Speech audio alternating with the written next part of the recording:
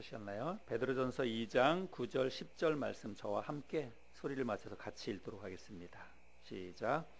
그러나 너희는 택하신 족속이요 왕 같은 제사장들이요 거룩한 나라요 그의 소유가 된 백성이니 이는 너희를 어두운 데서 불러내어 그의 기이한 빛에 들어가게 하신 이에 아름다운 덕을 선포하게 하려 하심이라.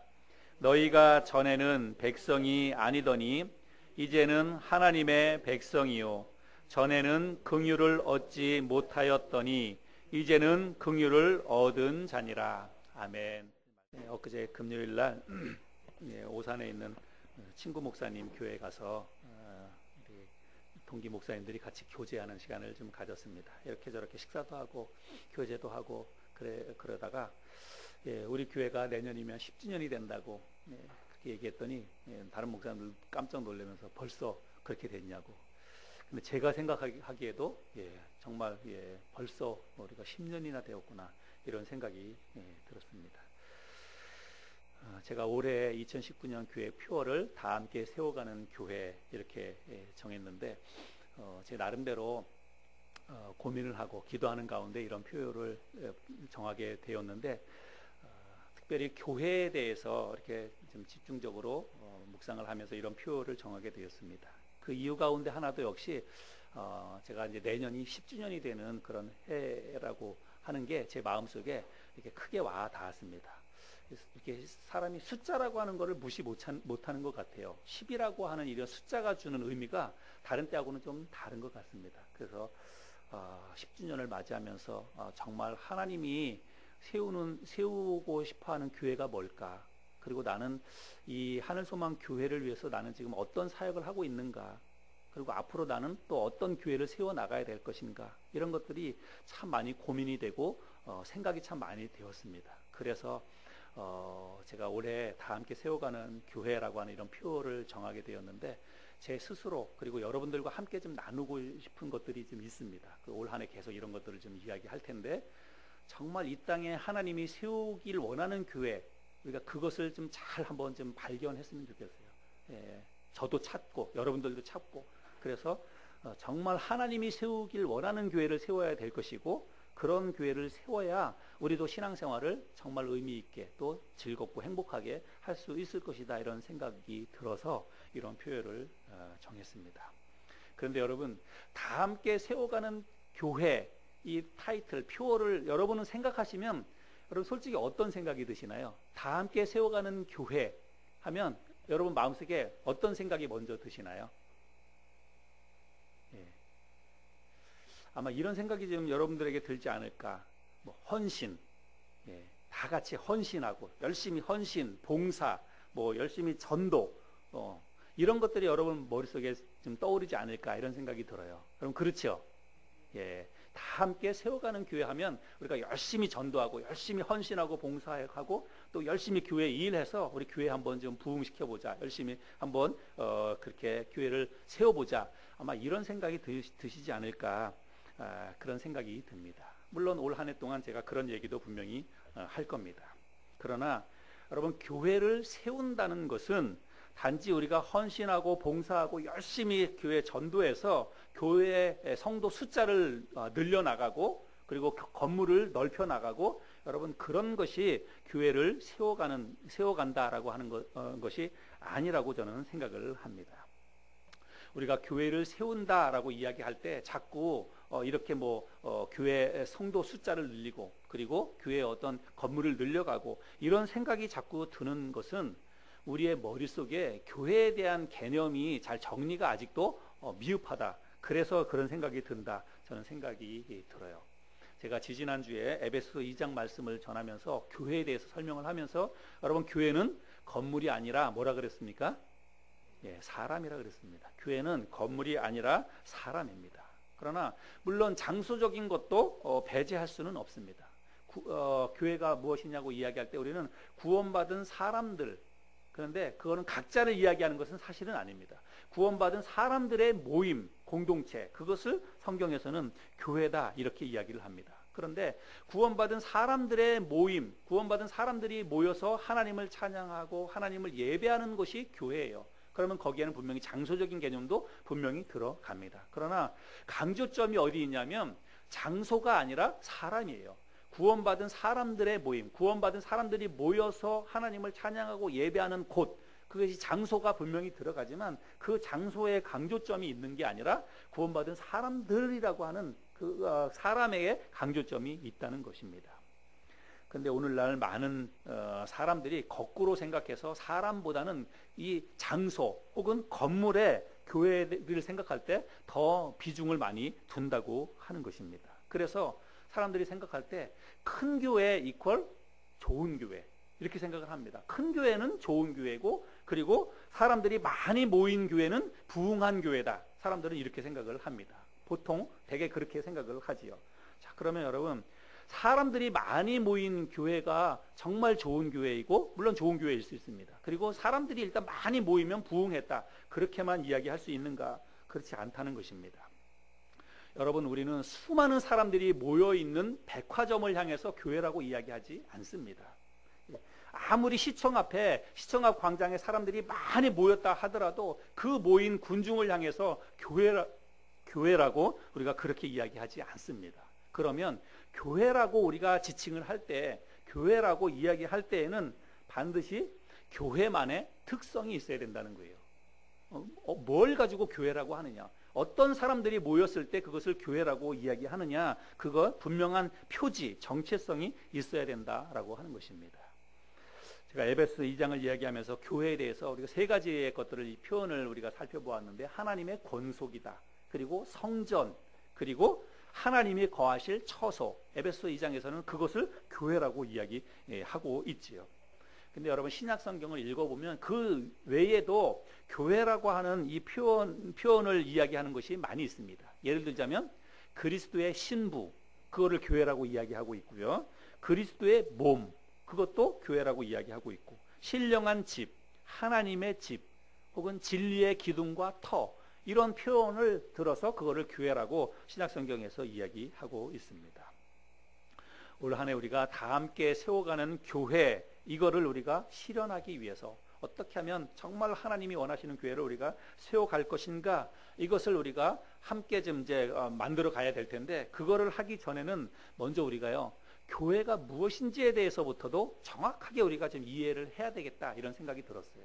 그래서 저는 앞으로 오늘까지 포함해서 3차례에 걸쳐서 교회가 무엇인지에 대해서 다시 한번 조금 이야기를 좀 하려고 합니다. 우리 성경은 하나님에 의해서 부르심을 받은 사람들을, 그건 하나님의 백성들인데 그 하나님의 백성들을 교회라고 이야기합니다.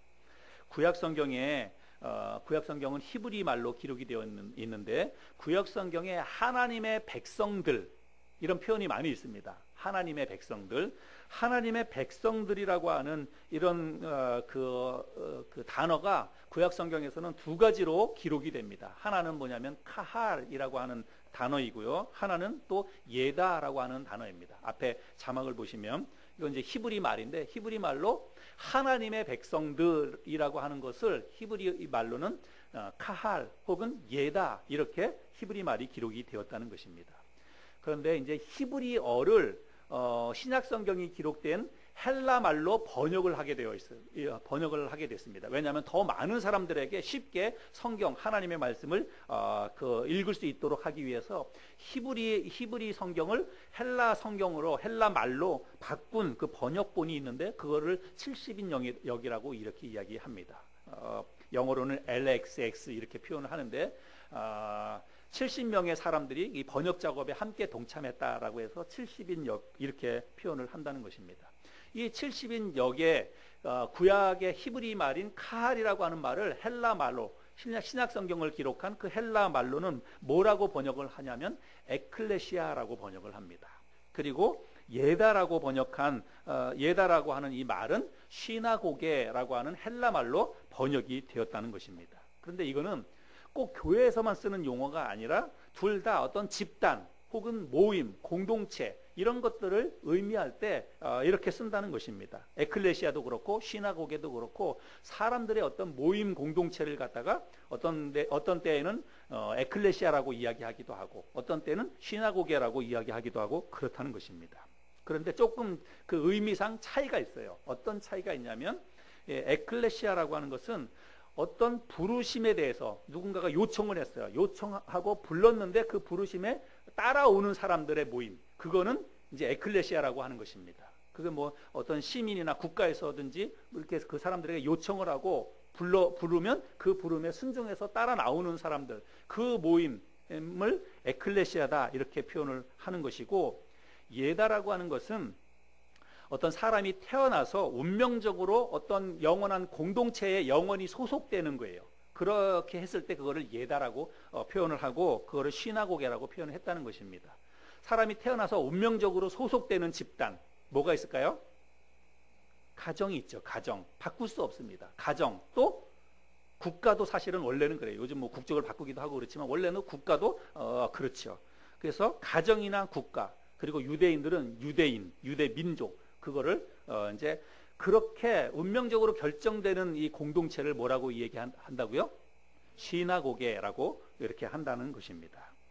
그런데 초대 그리스도인들은 하나님의 부르심에 순종해서 따로 불려져 나온 사람들이죠. 그래서 하나님의 부르심에 순종해서 나는 이제부터 그리스도를 믿고 따르겠습니다. 그래서 그렇게 그리스도를 믿고 따르겠다고 한 사람들이 그 사람들만의 모임이 이제 형성이 되겠죠. 그래서 하나님의 부르심에 순종해서 나는 이제부터 그리스도를 믿고 따르겠습니다라고 해서 따로 모인 사람들이 자기들의 모임을 뭐라고 불렀냐면 에클레시아다 이렇게 불렀다는 것입니다. 그게 바로 교회의 이제 근원이 되는 것이죠. 그래서 이 에클레시아라고 하는 말은 신약 성경에 114번 기록되어져 있는데 대부분이 우리들이 지금 알고 있는 교회라고 하는 의미로 이 에클레시아라고 하는 단어가 쓰였다는 것입니다. 그래서 기독교에서 이 단어를 교회, 에클레시아를 교회라고 그렇게 지금 부르고 있게 된 것이죠. 거기에 비해서 시나고게라고 하는 이 말은 주로 유대인들이 함께 모이는 그 공동체, 집, 거기에서 이 시나고게라고 하는 그게 운명적으로 모였으니까 그래서 이 사람들은 자기네들의 그 모임 공동체를 시나고게 이렇게 불렀어요. 그래서 지금 오늘날 유대인들의 회당을 뭐라 그러냐면 시나고게 이렇게 부르는 것입니다. 기독교의 교회는 이제 에클레시아고 그리고 유대인들의 공동체는 시나고게 이렇게 되었다는 말씀입니다. 자, 그래서 여러분 신약 성경에서 교회를 가리키는 단어가 뭐라고요? 에클레시아라고 하는 것입니다. 에클레시아. 근데 이 에클레시아라고 하는 이 헬라어 단어는 두 단어의 합성어예요. 하나는 에크라고 하는 것이고 그 다음에 또 하나는 칼레오라고 하는 것입니다. 에크는 전치사예요. from이라고 보시면 됩니다. 영어. 그래서 어디로부터 불러내어졌다. 부르심을 받았다. 그래서 밖으로 불러낸 사람들이다 라고 하는 뜻을 가지고 있는 게 에클레시아라고 하는 단어입니다. 오늘 우리가 읽었던 본문 말씀에 보면 9절에 보면 어두운 데서 불러내어 이런 표현이 있잖아요. 바로 죄와 사망의 이 어두운 데서 따로 불러낸 사람들이 모여있는 공동체, 그게 뭐냐면 에클레시아예요. 그걸 우리는 교회라고 이야기를 하는 것이죠.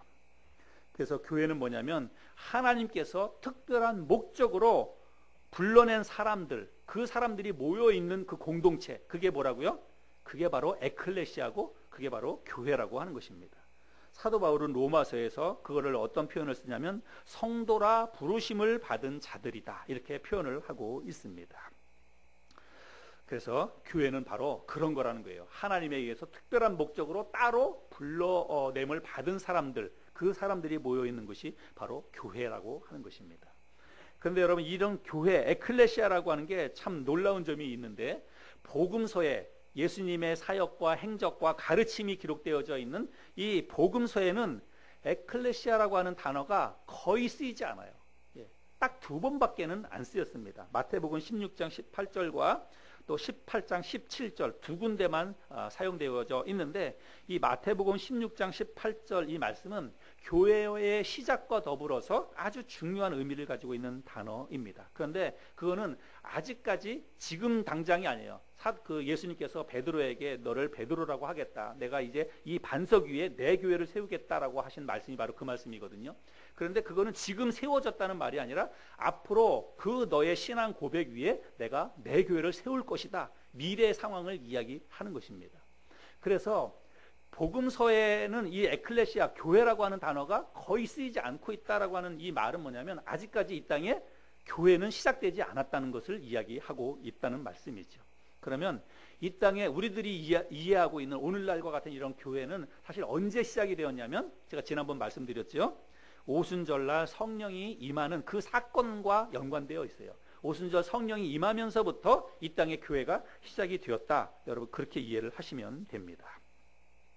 오늘 본문에서 베드로는 소아시아에 흩어져 살고 있던 이 그리스도인들을 향해서 뭐라고 얘기하냐면 하나님의 백성들 이렇게 이야기하고 있습니다. 오늘 본문 말씀 우리 다시 한번 읽어볼까요? 그러나 너희는 택하신 족속이요 왕같은 제사장들이요 거룩한 나라요 그의 소유가 된 백성이니 이는 너희를 어두운 데서 불러내어 그의 기이한 빛에 들어가게 하신 이에 아름다운 덕을 선포하게 하려 하심이라. 너희가 전에는 백성이 아니더니 이제는 하나님의 백성이요 전에는 긍휼을 얻지 못하였더니 이제는 긍휼을 얻은 자니라. 여기 말씀해 보니까 너희는 하나님의 백성이다 그렇게 이야기하고 있죠. 여러분 여기서 말하는 너희라고 하는 게 누구일까요? 너희는 하나님의 백성이다 이렇게 이야기하고 있는데 여기서 말하는 너희는 누구입니까? 예, 구체적으로 보면 이 베드로 전서의 수신자가 되겠죠. 예, 베드로 전서 편지이니까 베드로 전서의 수신자인데 이게 누구냐면 여러분 베드로 전서 1장 1절과 2절에 보시면 그게 누군지를 알 수 있습니다. 베드로 전서 1장 1절 2절에 보면 예수 그리스도의 사도 베드로는 본도, 갈라디아, 갑바도기아, 아시아와 비두니아에 흩어진 나그네 곧 하나님 아버지의 미리 아심을 따라 성령이 거룩하게 하심으로 순종함과 예수 그리스도의 핏뿌림을 얻기 위하여 택하심을 받은 자들에게 편지하노니 은혜와 평강이 너희에게 더욱 많을지어다.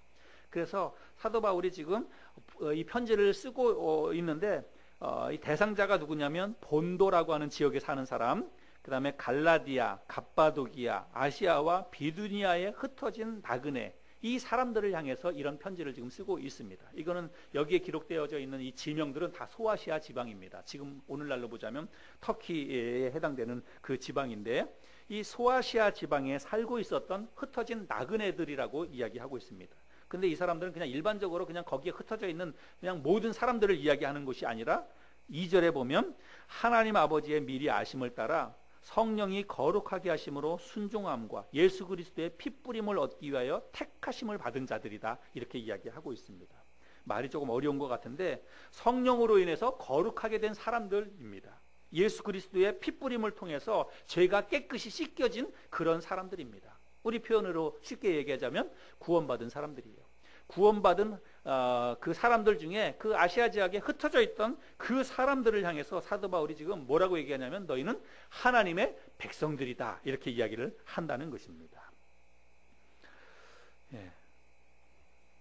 여러분 그 9절에 보면 택하신 족속이요 또 왕같은 제사장이다 이런 표현도 있는데 사실은 10절에 기록되어져 있는 하나님의 백성이라고 하는 이 표현이 이 흩어져 있던 이 소아시아 지방에 있던 구원받은 사람들의 신분과 정체성을 아주 정확하게 표현해주는 신학적인 표현, 신약적인 표현이 바로 하나님의 백성이다. 저는 그렇게 생각을 합니다. 여기 말씀에 베드로가 뭐라고 얘기하냐면 너희가 전에는 백성이 아니더니 이제는 하나님의 백성이요 이렇게 말씀하고 있지요. 근데 여러분 제가 여기 지금 지역을 말씀을 드렸는데 이 소아시아 지방은 오늘날도 마찬가지지만 그 당시에도 이 지역은 우상의 도시였습니다. 여러분 우리가 아는 것처럼 에베소서 우리가 옛날에 공부할 때 지도를 통해서도 봤는데 에베소라고 하는 지역은 특별히 아데미라고 하는 여신을 섬겼던 그런 지방입니다. 여기 소아시아 지방의 대표 도시가 바로 에베소이거든요. 그러니까 그곳에 살고 있던 사람들 가운데에서 복음을 듣고 그리스도인이 되는 것은 굉장히 힘들고 어려운 일이라고 하는 것입니다. 또 유대인들 가운데서 그곳으로 많이 그 핍박을 피해서 도망을 갔던 그런 사람들도 있는데 그런 사람들 역시도 그런 지역적인 환경에서 우상이 많이 있는 그런 도시에서 참된 신앙을 지키고 믿음을 지키면서 신앙생활하는 것은 여러분 쉬운 일이에요? 어려운 일이에요? 그럼 굉장히 힘들고 어려운 일일 것입니다. 그런데 그런 곳에서 복음을 받아들이고 이들이 참된 신앙생활을 하고 있는 사람들이 있었다는 것입니다. 그런 사람을 향해서 베드로가 지금 하나님의 백성, 너희는 하나님의 백성들이다 라고 하면서 나중에 이제 이 베드로 전후서를 쭉 읽어보면 그들의 신앙을 견고하게 하기 위해서 이 쓴 편지가 바로 베드로 전후서라고 하는 것입니다. 그런데 그곳에 있는 유대인들 가운데에서도 당연히 이제 구원받은 그리스도인들이 있고 또 그 지역에 사는 사람들 가운데에서도 복음을 받아들이고 하나님의 백성이 된 사람들이 있는 것입니다. 근데 그런 것이 가능하게 됐던 것은 하나님의 긍휼하심 때문이었다는 것입니다. 베드로가 이야기하지요. 너희가 전에는 긍휼을 얻지 못하였더니 이제는 긍휼을 얻은 자니라. 하나님이 불쌍히 여겨주셔서 그들에게 복음이 들어갔고 그들이 복음을 받아들여서 하나님의 백성이 될 수 있었다는 그런 말입니다. 그래서 베드로는 하나님께서 너희에게 긍휼을 베풀어 주셔서 하나님의 백성으로 삼아 주셨다라고 이야기하면서 하나님이 너희를 그렇게 하나님 백성으로 삼아 주신 이유가 있다는 거예요. 그 이유는 뭐냐면 하나님의 아름다운 덕을 선포하게 하기 위해서 그렇게 하셨다고 말씀하고 있습니다. 이거는 이제 구원의 목적이고 오늘날 교회의 존재 목적입니다. 교회가 존재하는 이유, 하나님이 우리를 구원해 주신 목적은 뭐냐면 하나님의 이름을 존귀하게 드러내고 하나님의 이름을 세상에 전하게 하기 위해서 우리를 구원해 주시고 그리고 교회를 이 땅에 세워주셨다는 말씀이죠. 그것에 대해서는 제가 나중에 말씀을 이제 드리도록 하겠습니다. 오늘은 여러분 교회가 무엇인가에 대해서 우리가 같이 말씀을 나누는데 오늘 이 말씀을 통해서 확인할 수 있는 것은 교회는 무엇이냐면 교회는 하나님의 백성들의 모임이라고 하는 것입니다. 하나님의 백성들의 모임이 바로 교회라고 이야기하고 있습니다. 여러분 우리 사람은요 내가 누구인가 자기의 신분과 자기의 정체성을 정확히 아는 것이 굉장히 중요합니다. 내가 어떤 사람인가 이것을 내가 정확히 아는 것에 따라서 그의 인생과 그의 삶이 달라지고 그의 삶이 결정되기 때문에 그렇다는 것입니다. 여러분 서울 그 상계동에서 그 의정부 그 청학동으로 넘어가는데 그 길을 가다가 보면 여러분 덕능고개라고 하는 이 고개가 있습니다. 이 덕능고개라고 하는 고개가 있는데 이 고개에 맞다른 곳에 이렇게 보면 여러분 덕흥대군의 묘라고 하는 그런 묘가 있습니다. 저 산책길처럼 뭐 나무가 많이 우거져 있는 그런 길인데 저 길을 따라서 쭉 올라가면 덕흥대군의 묘라고 하는 묘가 나온다는 것입니다. 근데 여기에는 여러분 비운의 그 역사가 담겨져 있는 그런 묘가 있습니다. 조선의 14대 임금이 선조인데 여러분 이 선조는 조선 최초의 방계혈통이라고 하는 오명을 가지고 있는 그런 왕이기도 합니다. 방계혈통이라고 하는 것은 여러분 그 임금은 항상 적자를 통해서 임금이 되어야 하는 것입니다. 적자라고 하는 것은 왕의 혈통을 통해서 왕이 되어야 된다는 것입니다. 그런데 이 방계혈통이라고 하는 것은 적자 출신이 아니라 서자 출신으로 왕이 되는 거예요. 근데 이 선조라고 하는 왕이 그렇게 서자 출신으로 처음 왕이 된 사람이 바로 조선의 14대 왕인 선조라고 하는 것입니다. 이 선조 왕은 그의 아버지가 덕흥군이었습니다. 그런데 이 아버지 덕흥군이 중종의 서자였다는 것입니다. 그러니까 그의 아버지도 서자였고 그의 아버지가 서자 출신이니까 자기도 역시 덕흥군의 셋째 아들로 태어났는데 자기도 역시 서자 출신으로 왕이 되었다는 것입니다. 그러니까 이 선조 대왕은 출신으로만 보자면 절대로 왕이 될 수 없는 사람이에요. 그런데 그의 할아버지였던 명종이 이 선조를 굉장히 예뻐했답니다. 그래서 이 사람을 이제 왕으로 세우게 되었다는 것이에요. 그런데 이 선조가 왕이 되었지만 항상 따라다니는 게 뭐냐면 자기의 마음속에 눌리는 게 뭐냐면 자기도 서자 출신이지만 특별히 그의 아버지가 서자 출신이라고 하는 것이 늘 걸렸다는 것입니다. 그리고 그것이 항상 정치적으로 그의 발목을 잡게 되는 거예요. 사람들이 그걸 가만히 안 놔두잖아요. 서자 출신으로 왕이 되었다. 그의 아버지가 서자 출신이라고 하는 것을 사람들이 가만히 둘 리가 없는 것이죠. 그래서 이 선조 대왕이 왕이 된 다음에 자기 아버지 덕흥군을 대원군으로 추대를 하게 됩니다. 그래서 대원군이라고 하는 이 호칭이 처음에 등장하게 되는 거예요. 덕흥 대원군이요. 그런데 나중에 이제 자기 아버지가 죽고 난 다음에 대원군에서 머물지 아니하고 자기 아버지를 임금으로 추대를 하게 됩니다. 덕종이라고 하는 임금으로 추대를 하게 되는데 그게 실패하게 돼요. 그 조종의 신료들이 그걸 뭐 가만히 두겠습니까? 그러니까 그거를 이제 그 뜻을 이루지 못합니다. 그래서 결국은 아버지가 죽고 난 다음에 아버지의 묘를 쓰게 되는데 이 묘를 갖다가 덕능이라고 이름을 붙이게 됩니다. 덕능이라고 하는 것은 임금의 그 묘에만 붙여지는 그런 이름인데 덕능이라고 하는 이름을 붙이게 되는 거예요. 그래서 사람들로 하여금 그 임금의 묘라고 해서 덕능이라고 부르게 이렇게 만듭니다. 특별히 장사꾼들에게 그렇게 이제 그것을 이제 알리기 위해서 서울 시내로 들어오는 장사꾼 가운데서 지금 어디에서 왔냐 이렇게 물어보면 그렇게 이야기하라는 거예요. 나는 지금 덕능을 지나왔다 이렇게. 그러면 덕능을 지나왔다고 이야기하는 사람들에게는 이제 그 나라에서 그 사람의 물건을 비싸게 사주는 것입니다. 그러니까 사람들이 그냥 일부러라도 거길 거쳐서 오면서 나는 덕능을 지나왔다 이렇게 이야기를 하면 그 사람은 물건을 비싸게 팔 수가 있었다는 거예요. 그래서 많은 사람들에게 덕능이라고 하는 그 묘를 많이 알려주기 위해서 그런 것까지도 이 사람이 이렇게 썼다는 그런 이야기입니다.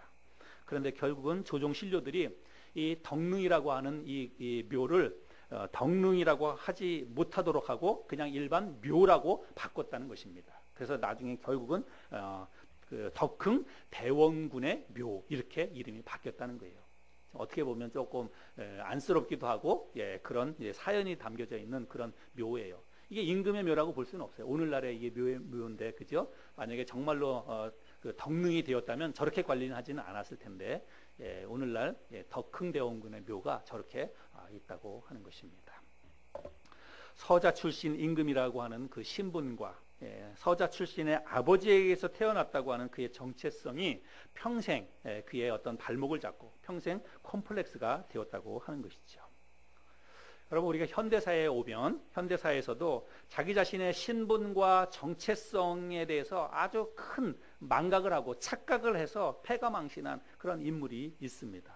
여러분 대표 최순실 최순실 최순실 씨는 대통령의 비서실장이 아닙니다. 민정수석은 더더군다나 아니죠. 그런데 그는 대통령과 개인적인 친분이 있기는 했습니다. 그러나 그는 평범한 그냥 대한민국의 국민의 한 사람이고 그냥 아줌마일 뿐입니다. 그런데 그가 자기 자신의 신분과 자기 자신의 어떤 정체성을 사실은 착각을 한 것이죠.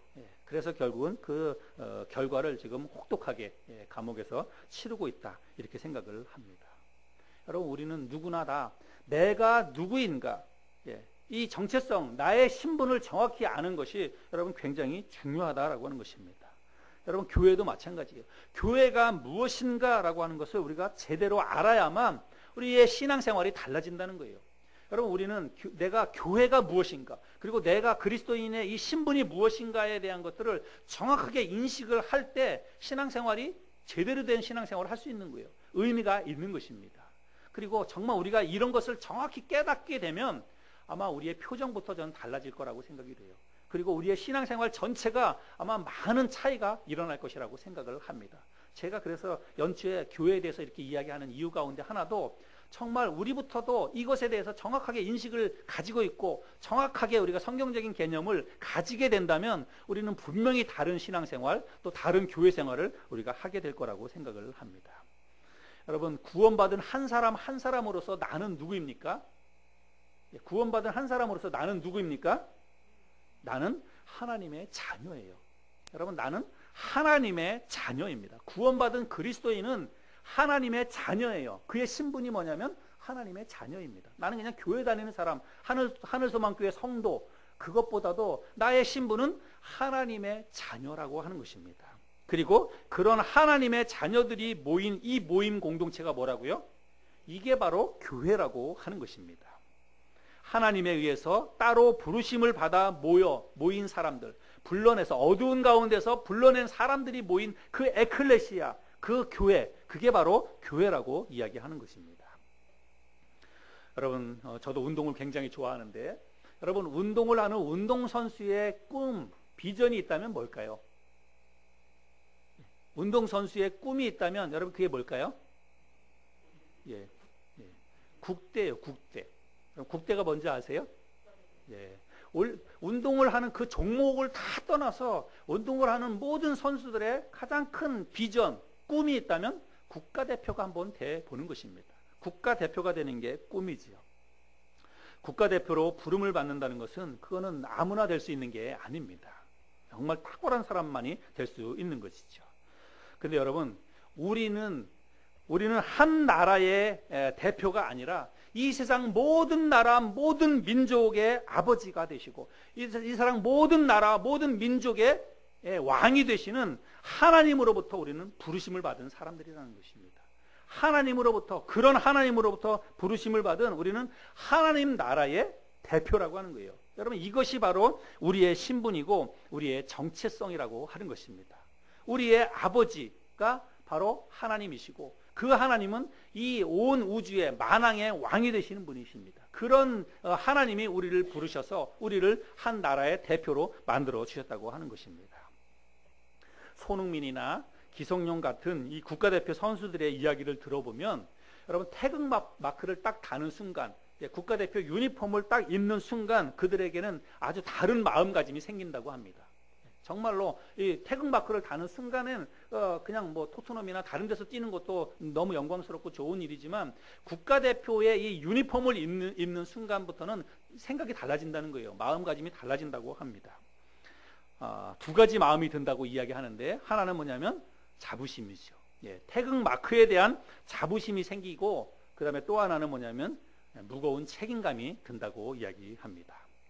저는 여러분, 오늘날 우리 교회가 가져야 될 이 마음이 바로 이 두 가지라고 생각을 합니다. 아니, 어쩌면 그냥 마음을 갖는 게 아니라 우리가 다시 회복해야 될 마음가짐이 바로 이 두 가지라고 저는 생각을 합니다. 오늘날 교회가 교회답지 못해서 이 세상으로부터 많은 책망과 질타를 받고 있습니다. 근데 그 이유가 뭐냐면 바로 교회에 대해서 자부심도 없고 책임감도 없기 때문이 아닐까, 그런 생각이 들어요. 교회 다니고 있는, 이 교회를 이루고 있는 그리스도인들의 이 모임 공동체, 교회가 정말 교회로서의 자부심도 없고 그리고 책임감도 갖지 않기 때문에 오늘날 세상 사람들로부터 그런 대접을 받고 있지 않나, 이런 생각을 합니다. 여러분, 교회는 뭐라고요? 교회는 하나님의 백성들이 모인 곳입니다. 하나님 나라를 대표하는 기관이에요. 하나님 나라를 대표하는 기관이 이 땅에 교회라고 하는 것입니다. 여러분, 우리 하늘소망교회가 바로 그런 교회라고 하는 것입니다. 여러분, 교회 사이즈와 상관없어요. 우리는 구원받은 하나님의 사람들이 모인 곳이 교회예요. 그것이 두세 사람이든지 아니면 뭐 10명이든지 그거 여러분 아무 상관없습니다. 일단 구원받은 하나님의 사람들이 모여 있으면 여러분, 그게 바로 교회라고 하는 것입니다. 우리 하늘소망교회도 하나님의 백성들이 모인 곳이에요. 그래서 우리가 바로 교회인 것입니다. 여러분, 우리는 하나님 나라를 대표하는 우리는 기관이다, 이런 자부심을 우리 스스로가 가져야 된다는 사실입니다. 만약에 우리에게 하나님 나라의 백성이라고 하는 이 자부심, 프라이드가 없다면 여러분, 누가 우리 교회를 찾아오겠습니까? 우리 스스로가 그런 자부심을 갖지 못한다면, 내가 바로 하나님 나라의 백성이다, 내가 바로 하나님 나라를 대표하는, 나는 국가 대표다, 이런 어떤 자부심이 우리 스스로에게 없다면 여러분, 누가 우리 교회를 동경하겠으며 누가 우리 교회를 찾아오겠습니까? 우리 스스로가 그런 걸 갖지 못한다면. 우리 교회뿐만이 아니라 이 땅에 있는 모든 교회는 하나님 나라 백성의 공동체들입니다. 그래서 모두가 다 그런 자부심을 가져야 돼요. 하나님의 백성들이다. 우리는 하나님의 백성들이다. 그런 자부심이 우리 모두에게 있어야 된다는 사실입니다. 그리고 높은 그런 자부심 못지않게 우리가 또 가져야 될 마음, 회복해야 될 마음가짐은 무거운 책임감이지요. 근데 오늘날 그리스도인들과 오늘날 교회는 제가 볼 때는 그런 것 같아요. 은혜는 받아 누리는데 책임은 다하지 않는 것 같습니다. 그러니까 욕을 먹는 거지요. 여러분, 우리는 은혜를 받았다면 그 은혜를 우리가 베풀고 나눌 수 있어야 합니다. 하나님 나라 백성 공동체로서 하나님의 은혜를 이 세상에서 나누고 이 세상 사람들과 함께하는 그런 것에 있어서 우리는 책임을 다해야 한다는 거예요. 그게 바로 어떤 하나님 나라 백성 공동체인 교회가 해야 될 일이라고 생각을 합니다. 여러분, 예를 들어서 국가대표 선수가 태극마크를 달았는데 태극 마크를 단 국가대표로서 받아야 될 어떤 은혜, 그런 혜택은 다 누리면서 책임을 다하지 않는다면 여러분 그거는 자격이 없는 거예요. 그런 국가대표 선수는 어떻게 해야 됩니까? 태극 마크를 반납해야 됩니다. 그건 마땅한 일이요. 국가대표로서 태극 마크를 달았다면 그것에 맞게 열심히 일해서 태극 마크로서의 어떤 자부심도 갖고 책임감도 다해야 됩니다. 그런데 성실하게 그 책임감을 다하지 못하는 그런 국가대표가 있다면 그 사람은 태극 마크를 반납해야 됩니다. 국가대표를 반납을 해야 합니다. 여러분 교회도 저는 마찬가지라고 생각을 합니다. 교회가 교회로서의 역할을 다해야 돼요. 교회가 교회로서의 책임을 다해야 됩니다. 그런데 교회로서 우리가 하나님이 주시는 은혜는 받아 누리면서 우리가 그 책임을 다하지 않는다면 여러분 우리는 어떻게 해야 됩니까? 교회는 문을 닫아야 됩니다. 제가 볼 때는 그래요. 우리가 교회로서의 기능, 교회로서의 역할을 다하지 못하고 책임을 다하지 못한다면 그런 교회는 문을 닫아야 된다고 저는 생각을 합니다. 자부심과 함께 우리가 회복해야 될 것이 있습니다. 그것은 책임감입니다. 하나님 나라를 대표하는 기관으로서 하나님의 영광을 드러내고 안 믿는 사람들에게 복음을 전하고 선한 영향력을 미쳐서 그 사람들로 하여금 하나님의 영광을 볼 수 있도록 하나님의 이름을 믿고 교회로 나올 수 있도록 우리가 그런 선한 영향력을 미쳐야 됩니다. 그것이 바로 책임을 다하는 것이라고 저는 생각을 합니다. 결론적으로 여러분 교회가 무엇인가? 교회는 하나님 나라의 백성들이 모인 곳입니다. 하나님의 백성들이 모인 곳이에요. 그런데 여러분 하나님의 백성이라고 하는 이런 말, 하나님의 자녀 혹은 하나님의 백성, 여러분 이 말을 우리가 정말 잘 생각해 봐야 돼요. 근데 우리는 하나님의 자녀가 되었다, 우리는 하나님의 백성들이다, 이런 말을 해도 우리의 마음속에 별로 느낌이 없어요. 감동이 되지 않습니다. 근데 여러분 잘 보세요. 우리가 구약성경을 읽고 구약성경을 같이 공부하고 그럴 때 하나님이 이스라엘 민족을 향해서 부를 때 하나님이 뭐라고 부르냐면 내 백성이다 이렇게 표현합니다. 하나님이 내 백성이다.